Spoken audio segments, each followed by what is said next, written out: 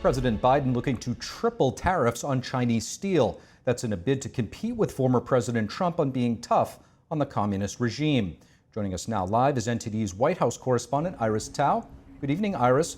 So tell us what the president is calling for and why it ultimately will matter. Good evening to you, Steve. So today, President Biden was calling for tripling the tariffs on Chinese steel, raising it from 7.5% to 25%. Biden says that's to combat China's practices of cheating and unfairly flooding the U.S. markets with cheap products that both hurt American workers and companies. Here's what Biden said today. Watch. They're not competing. They're cheating. They're cheating. And we've seen the damage here in America. If that investigation confirms these anti-competitive trade practices, then I'm calling on her to consider tripling the tariff rates for both steel imports and aluminum imports from China. And President Biden says the Chinese products and imports are cheap only because the Chinese government is unfairly subsidizing all of them. And Biden also mentions how back in the early 2000s, a flood of cheap Chinese imports actually caused many Americans to lose their jobs. Biden vowed to not let that happen again. Meanwhile, the new push from the Biden administration to crack down on China's unfair trade practices comes as Biden is also trying to appeal to working class American and voters. He's on a 3-day campaign swing, for example, in the battleground state of Pennsylvania when he made the call today, and Pennsylvania is a key base for the U.S. steel industry. Steve. So, Iris, we've also heard former President Trump calling for higher tariffs on Chinese goods. How does Biden's latest call relate to that? Right, so actually the higher tariffs on Chinese steel were initially imposed during the Trump administration. And Trump himself has also vowed to impose even tougher tariffs on not only Chinese goods, but also goods from other countries, but especially on Chinese imports if he gets reelected. But President Biden today taking aim at Trump's approach. Watch. We're standing up against Chinese government unfair economic practice and industrial overcapacity. Meanwhile, my predecessor and the MAGA Republicans want across-the-board tariffs on all imports from all countries that could badly hurt American consumers. And President Trump's campaign, meanwhile, responded to President Biden's call for higher tariffs today, saying, quote, the Biden campaign is attacking President Trump's effective tariffs on China, while the Biden White House is planning to implement similar tariffs on Chinese steel and aluminum. So we can see both candidates now really trying to compete to become the tougher on China candidate in this election. Steve.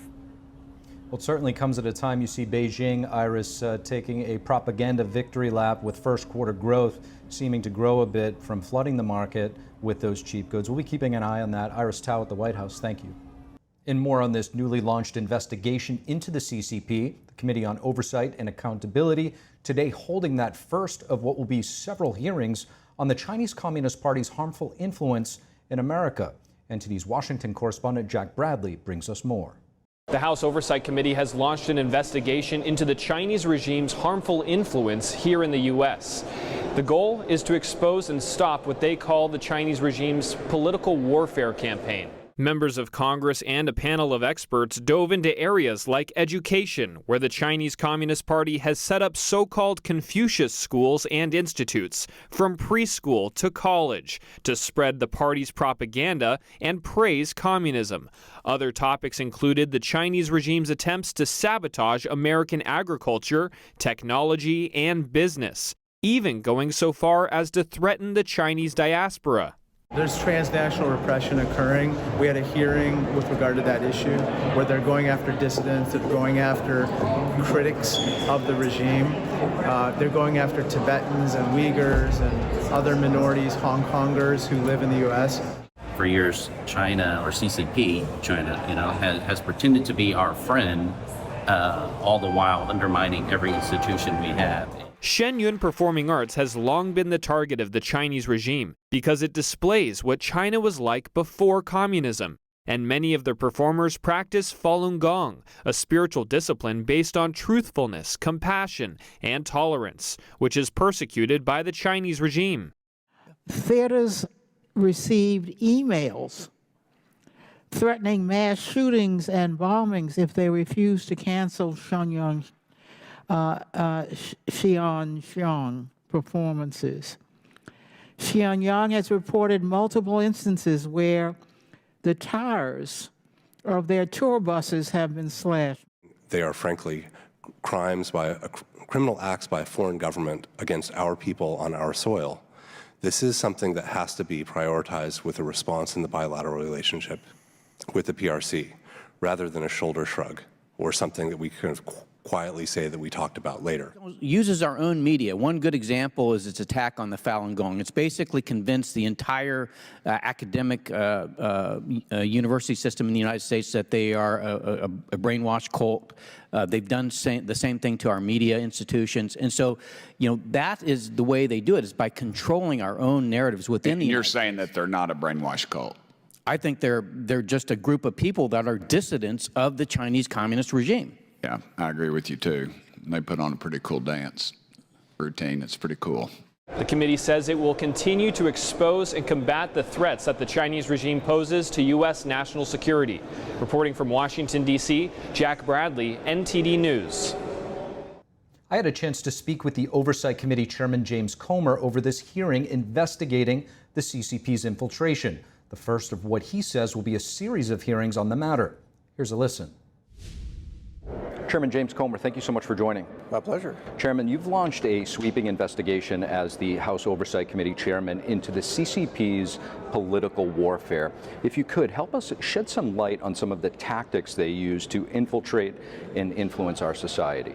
Well, we've seen China have a global strategy. They call it their Belt and Road Initiative, where they go in and they essentially try to take over different countries' economies, from the infrastructure to their energy, every critical industry, mining, whatever they can invest in, they do it. They have a thing they use in a lot of third world countries called debt trap strategy, where they loan these countries money that they know they can never repay, and then use whatever they're loaning the money for as collateral, and then take that over. In the United States, I think we're asleep at the wheel, especially in the Biden administration. We have agencies that are so ill prepared for what China's doing. They're stealing our intellectual property.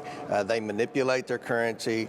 We don't have the same securities laws and trade restrictions that apply to China that would apply to other countries we trade with. And in my industry, my private sector industry, agriculture, all my life we've had a trade surplus with China. We were the only industry, agriculture, that had a surplus with China. Now China has a trade surplus with the United States in agriculture. And there's nothing more important to our national security than our food supply. Now we're slowly becoming dependent on China for our food, and that's not a good sign. We're going in the wrong direction with China under the Biden administration. What are your expectations? How many hearings will you ultimately hold?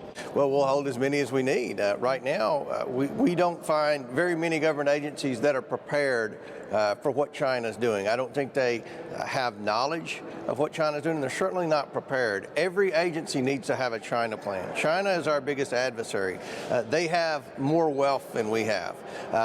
We know through their tactics, they are infiltrating every major industry in America, and we have agencies in the government that are supposed to protect American consumers, protect our national security, protect anti-competitive policies and practices. But what we're seeing with China is our agencies don't even recognize China as a threat, and they certainly don't have a plan to thwart China's growing influence in our everyday lives in America. I just returned from Chicago, where I was conducting an investigation into an incident where a CBP officer with a Chinese accent harassed a group called Shenyun Performing Arts. These are people that travel around the world exposing communism. Mm-hmm. How concerned are you that this reach may have even infiltrated into our federal government? Yeah, well, we're very concerned. We're concerned that it's they have a foot in our military. They have a foot in the Pentagon. They have a foothold in our intelligence community. Every agency is at risk. And what we found thus far in our investigation is that our government has no China policy. Very few agencies even recognize that China is a problem, much less have a policy to deter that. We know China also has an information wing, a disinformation wing, I want to say. The Democrats want to talk about Russian disinformation, but what we suffer from in the United States is Chinese disinformation. They're spreading propaganda through outlets like TikTok, We believe are funding some NGOs that are being used by liberal groups for things like climate change policy that are having a detrimental effect on our economy.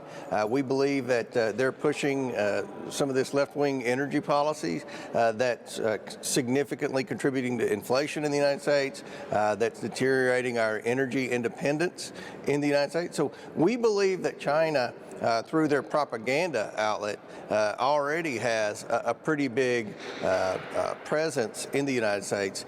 And what we want to do from the Oversight Committee is bring these government agencies in and try to rattle their cage to make sure they understand that this is a problem, and they better get their act together and come up with a plan to protect the American public against China's growing influence. You identify the Chinese Communist Party as the United States' biggest adversary. There's still a lot of people of your colleagues up here that call them a competitor and don't. How important is it to recognize them as such? There are a lot of members of Congress that don't recognize the threat that China poses. I mean, you take from a drug standpoint, China is the source of all the fentanyl that's coming across the border. China is the source of a lot of disinformation that I believe has led to anti-Semitism in the United States. I think what China's trying to do is wage war against the United States without ever firing a shot, a propaganda war, a behind-the-scenes war. They are well-funded. China is probably, without a doubt, the most affluent country in the United States from a government standpoint, because China, you know, when people say they're in business with China, it's usually they're in business with the Chinese government, not a Chinese private sector company, because there are so few Chinese private companies. So we believe they do have a big presence on K Street in the lobbying community. And again, as I said earlier, I think they're funding a lot of these NGOs that are paying for public relations campaigns to push policies in America that are not beneficial to the average American citizen. Chairman James Comer, really appreciate you joining. Thank you. Thank you for watching the Capitol Report. If you want to see our full broadcast, check us out at epochtv.com.